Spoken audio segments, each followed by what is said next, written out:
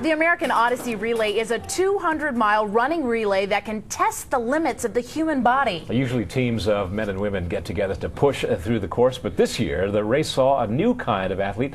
Dane Rauschenberg took on the 200-mile journey by himself, and he survived apparently, because here he is in one piece. Once again, by himself. Wow. Thank you.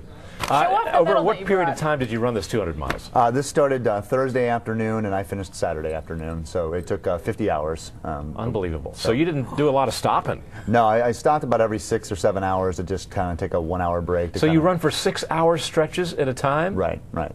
And then, change the shoes, change the shirt, because I stank. Well, I'm glad this is all clean. Yes, you smell nice it took a couple of days to get that showering off. So how do you keep yourself, as they say, in the zone? And that was the hardest thing. There's a picture of me finishing the race, and I was sprinting, and someone like, how were you able to sprint? And I said, well, for 2 days I had to stay in this I can't think about the finish line thing, and I had to stay in that zone.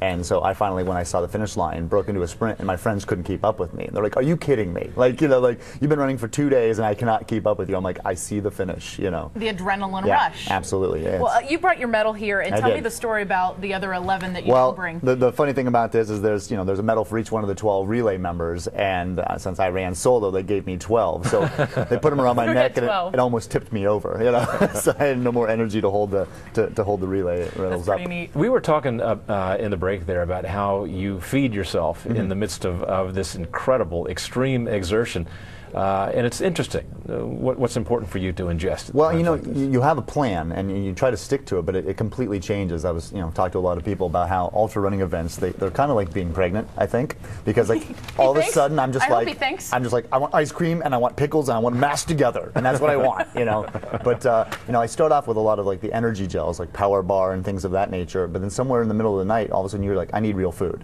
And so that's the hardest thing about these ultra events. They're sometimes called eating contests, because you've got to balance the calorie intake.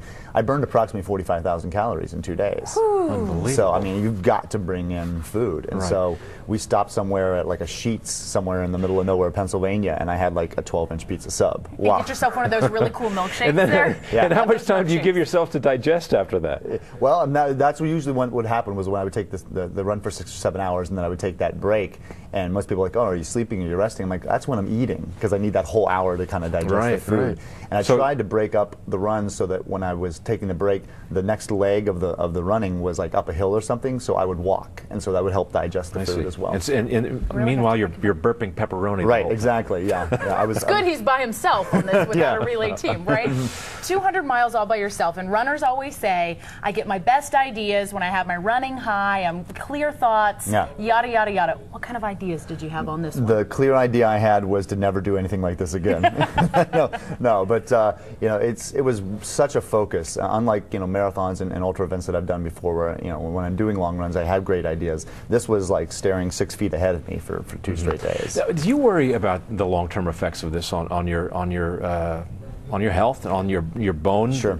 I get asked that all the time, and I say, listen, I'm a big fan of me. Okay, I like my health and I like myself. If I was doing anything that I thought was bad for me, I wouldn't do it. But the simple fact of the matter is the body does best when you're using it. And I finished the race, and I didn't have a single blister. I didn't have any chafing. Really? Yeah. So if I did it the right way. I see all these people my age, or a little bit older than my age now, who've run, who are going through hip replacements and things like that, or knee replacements.